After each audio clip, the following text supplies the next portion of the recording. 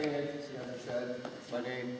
I want to thank you all for being here. I appreciate you taking time on Saturday to come out, learn a little bit more. Being the new head coach in the high school, you guys are just as important in my program as anyone else. What you guys are going to be doing, you're going to be helping to shape the future for my program. You know, you guys, if you set the fundamentals up correctly at the lower levels, it's going to make my job easier at the high school level. I'll get into pitching here in a minute. And I'm not an expert on pitching, but because I've been coaching for so long, I've been to so many clinics, there's just a lot of basic fundamentals that I want to pass on to you that put kids in the right direction on the mound. One of the things, though, I want to ask you all to do as coaches is to make sure kids know how to do two simple things: throw the ball properly and catch the ball.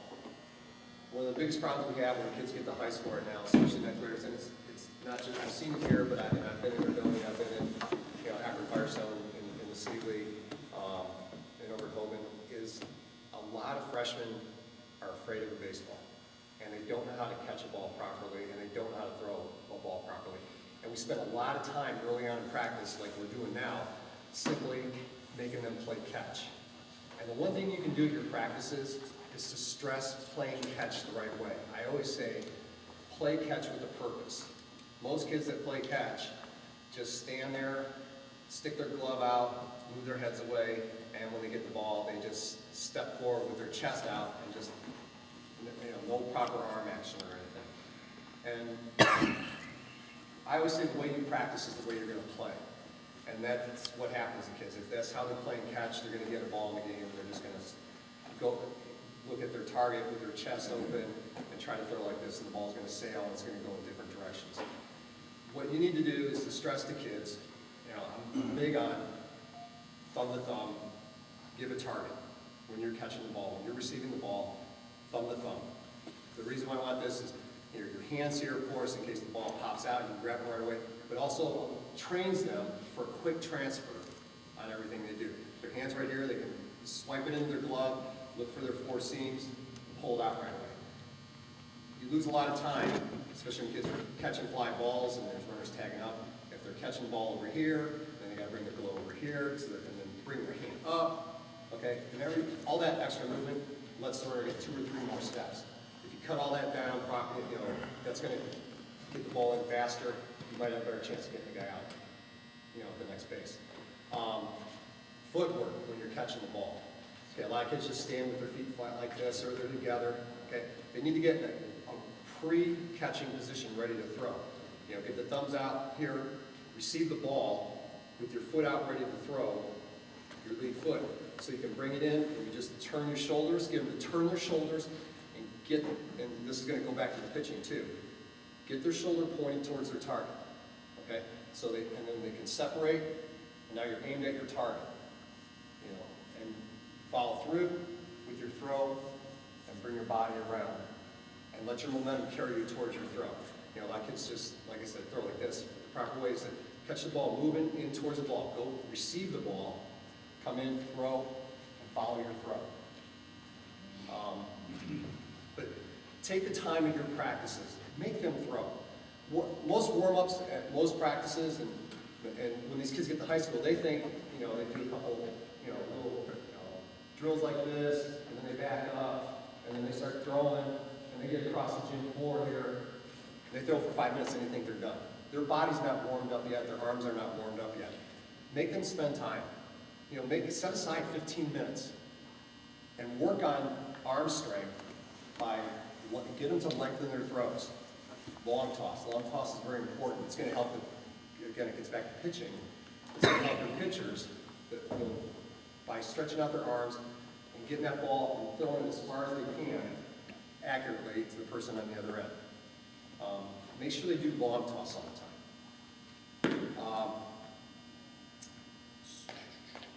Long toss, and then where do I want to go with this here? Okay. Anyway, let's we'll start in the pitching side of it now. Pitching is, in my estimation, the most important part of the game. I'm an offensive guy myself personally. I grew up, I was an infielder, outfielder mostly, but as a head coach, I've learned to value pitching more than anything else. Baseball games are won with pitching and defense, okay? So you've got to have the kids ready to go and teach them how to throw strikes. I'm not big on speed. I know everyone wants a guy that's going to throw, fastballs fired in there 100 miles an hour or whatever. It's about throwing strikes. It's about being able to hit locations. So we have to work on teaching kids just how to throw strikes, not throw it down the middle of the plate where their team's going to tee it off, but how to work the ball around. I believe in hitting locations. Up, down, in, out, 4 spots. So you want the catchers, and when Bo's talking, he'll probably be talking about, the catchers moving around in different locations. But I believe the catchers, not only, you gotta teach kids not to just sit there down the middle every time. They gotta give a target. Up, down, in, out. Move the ball around. The key to pitching is changing the batter's eye level, not letting them get comfortable, okay? If you're gonna keep throwing the ball in the same spot, guys are going to tee off on it. That's why pitching machines, I always say a monkey can hit off a pitching machine, because a pitching machine is just going to throw a ball down the middle. And eventually a kid's going to figure out, all I have to do is put the bat right here, and I'm going to make contact. If that pitcher is crafty and moves the ball around, okay, that eye level is going to be changing from pitch to pitch. That's the hardest thing about hitting, is the eye level, is moving that ball around.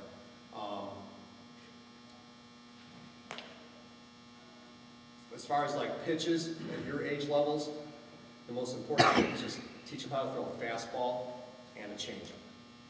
They don't need to learn curveballs. They can learn curveballs when they get to high school. Most people don't know how to teach kids how to throw curveballs.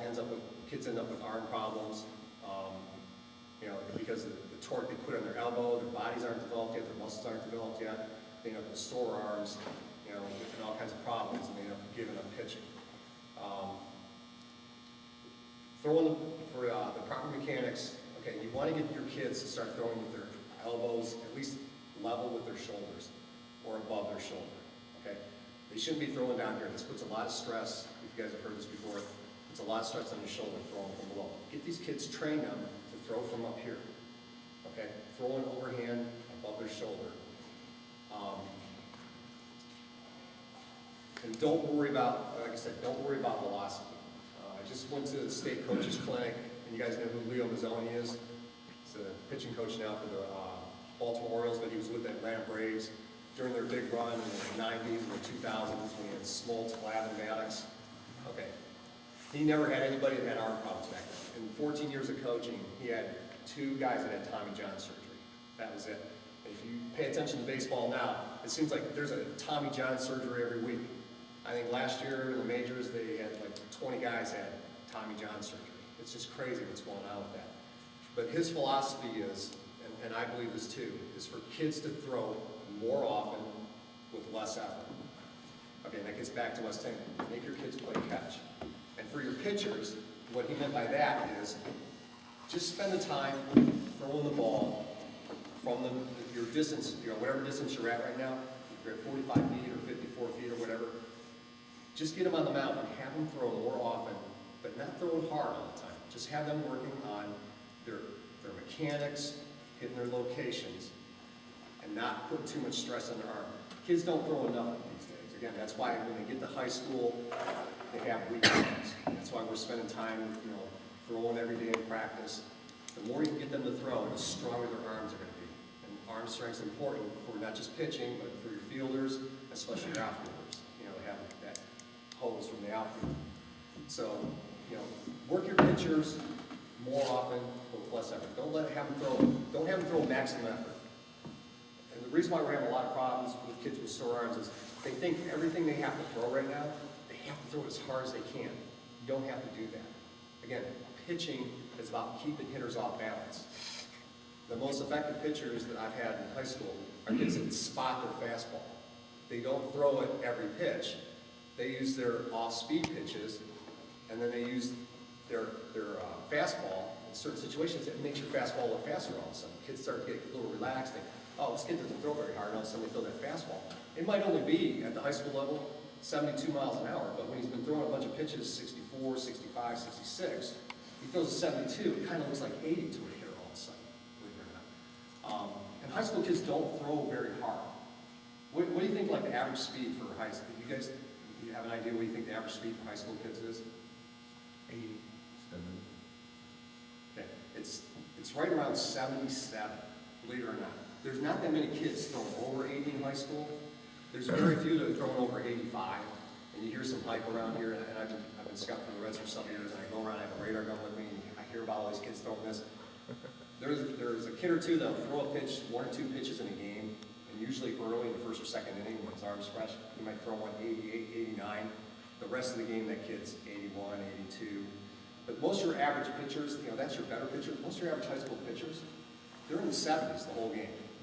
They're 72, 77, 79, and it's not as fast as you think, but it's effective though. Again, because they know how to change their speeds. Changing speed is important, and hitting your spots. What we're stressing at the high school level right now is location. And you know, we're working with the kids, we're charting them doing our bullpens during the week, on how many spots they hit. Catcher has to get a spot. Catcher's calling it out if he hit the spot. He's giving it low inside, low outside, you know, high. Okay. But the most important pitch that you need to teach every pitcher is the low outside corner. That's the most effective pitch in baseball. It's the most effective pitch at the major league level. Every major league pitcher has to be able to roll out of bed and hit that low outside corner. You guys ever see those charts they do on the Sunday night games, whatever? There's 9 spots, and the hitter zones. Boy, and there's some real hot zones in there, and they got some bluish ones. The one that's always going to be the darkest blue with the lowest batting average in it is that pitch low and away. That's the hardest pitch to hit in baseball. If you can nail that corner, you're going to make a living being a pitcher. If you can't, you're never going to make it in majors. You're never going to get to that level. And you know, even at high school level, you got to be able to hit that pitch. You've got to have a pitch to be your out pitch. All right. As far as like fastballs, grips and all that, you know, teach them the standard 4-seam fastball. You know, just simply put the fingers across the ball and have them touching the top of the seams here. Okay, don't have them bury the ball back in their hand. Have it up on their fingers, have a little bit of space between the ball and the palm of their hand. Okay, when they're doing this, it takes away some of their velocity. Now, and when we get the change up, that'll change, but you know, make sure that their fingertips are on top of the ball, thumbs underneath, you know, and where they put their thumbs going to, you know, as kids learn how to move, make balls move, it's going to depend on where they put their thumb underneath. The pressure points on either their index finger or their middle finger when they release. They can also throw a 2-seam fastball, just have them go with the seams this way. All right, it's going to change the way the ball moves coming in. Most kids are more comfortable with the 4-seam fastball. Some kids are more comfortable with the 2-seam. Just let them throw whatever they feel more comfortable with. Let them get the master of that. Change-ups, again, you know, Coach Rango talked about teaching circle change. Some of the kids at your age are not going to be able to take a ball and do a circle change like this. Putting their thumb and their finger, their hands are too small, and burying that ball back in these 3 fingers. Okay, an easy way to teach a change-up is just, instead of doing the 2, you know, if their hands are big enough to do 2 fingers, have them do 3 fingers, and bury the ball deeper in their hand. Okay, so there's a little more pressure on the ball as they release. And the key to throwing a change-up is the same arm motion, the same speed. Okay, I've had kids that have started. I had a kid that played for me at Hoban, went on to play at Kent State. He could not throw a change-up to save his life in high school. Because every time he went to throw it, he slowed his arm down. And everybody knew he was throwing a changeup. The kid had a phenomenal fastball. He was mid-80s. And every time he threw a changeup, it was just the arm motion slowed down. The other teams picked it up. Good hitters will do that. Good teams will notice that stuff. So the key to changeups is keeping the arm motion the same as your fastball. Don't slow the body down. Don't slow your arm down. Throw it just hard, but you've got it buried. You've got more fingers on the ball. It's deeper in your hand. Same, and just let it go. Okay? And when they start getting better throwing changeup, that ball's going to start dropping when it gets to the plate. Right now, probably your age groups, just getting to change the speed. If you got a kid that's throwing 50 and they can throw 40, if If you get a 10-mile-an-hour difference at any level, that's the difference in speed that you want. Okay, so if a high school kid's throwing a ball 77 fastball, and he throws a changeup and 67, that's ideally what we're looking for. That's what we're looking for, like when we're doing scouting, we got radar guns, and we got guys coming to camps for the Reds. We're looking for that change of speed. And believe me, there's guys that they'll throw their fastball 77, and then they go to throw their change, and it's like 75 or 74. It's not much of a difference. It's not enough really to throw a hitter off. Again, so the key is keeping hitters off balance, changing speeds. I don't recommend the curveball, again, until they get older, and they learn how properly to throw a curveball. So I don't want to get into curves or anything. All right, as far as setting up, pitching rubbers how wide? 24 inches. A lot of kids like to get on the middle of the rubber. Make them use the entire rubber, okay? If they're having problems hitting spots. If a kid is having a problem hitting inside, have them move over on the rubber. Use the whole thing, and so he can hit that inside spot. Or if he's having trouble hitting the outside, have him move around on the far side of the rubber, so he can hit that outside corner pitch. Have him find a spot where he feels comfortable. You also get those ruts in there too. Those kids land in those holes and stuff. They don't have to always be in the same spot. That's why there's holes, because guys are in the same spots all the time. Have them move around. Don't tell them not to be afraid to move around that rubber. Okay. Like to keep everything, like Coach Rango said, 5 points. Everything is very tight, not a lot of movement. Okay. What we like to teach the kids is to keep your body in a straight line, and I'm on a line, which is good. And what you can do in practice is you can put down like a piece of tape on the ground or something for them to aim at with their foot, is to keep their body straight and going towards the target. And that starts simply with, with their setup. And the first thing you do is with their foot movement. Okay, but you want to limit, I don't want to see kids doing this. Now look where I went away from my target already. I'm going to pull myself away from home plate and away from my target.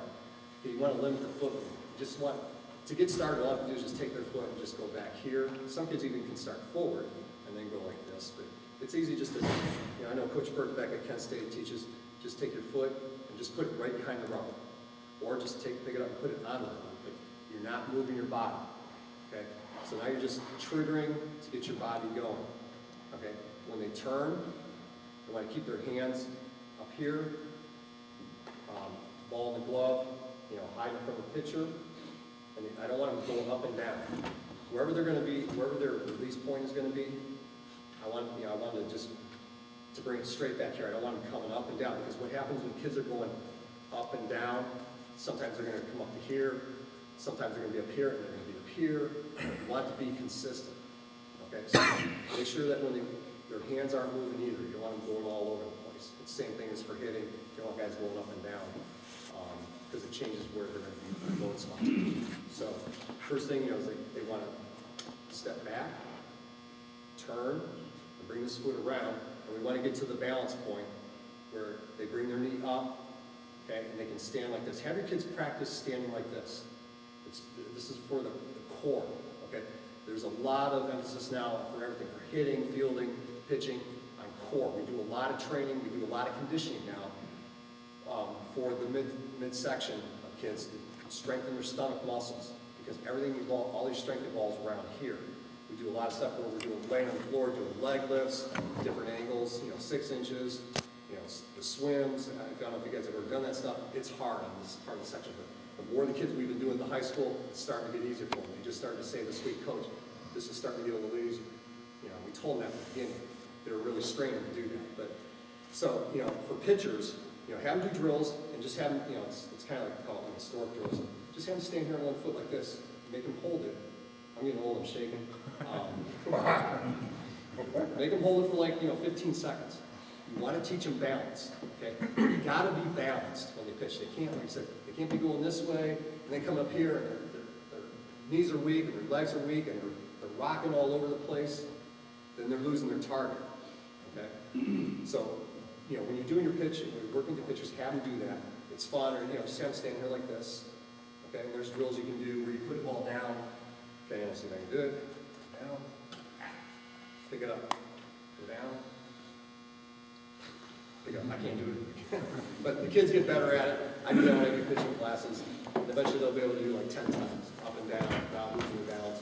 That's when they're getting stronger here. Their legs, their leg muscles are getting stronger. They're getting good balance, strength in their calves. Again, so, we're going to start. We're going to be, looking at keep our head looking at our target the whole time. We step back.